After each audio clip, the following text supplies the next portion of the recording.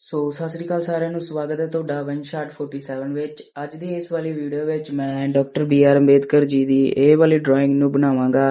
ਇਸ ਨੂੰ ਬਣਾਉਣ ਲਈ ਮੈਂ ਚਾਰਕੋਲ ਪੈਨਸਿਲ, ਬਲੈਂਡ ਕਰਨ ਲਈ ਬ੍ਰਸ਼ਿਜ਼ ਤੇ ਆ ਸਪੌਂਜ ਦਾ ਯੂਜ਼ ਕਰਾਂਗਾ ਤੇ ਹਾਈਲਾਈਟਸ ਐਡ ਕਰਨ ਲਈ ਗਰੂਵ ਇਰੇਜ਼ਰ ਦਾ ਯੂਜ਼ ਕਰਾਂਗਾ। ਤੇ ਇਸ ਆਰਟ ਵਰਕ ਵਿੱਚ ਮੈਂ ਚਾਰਕੋਲ ਪਾਊਡਰ ਦਾ ਵੀ ਯੂਜ਼ ਕੀਤਾ ਹੈ। ਤਾਂ ਚਲੋ ਵੀਡੀਓ ਸ਼ੁਰੂ ਕਰਦੇ ਹਾਂ।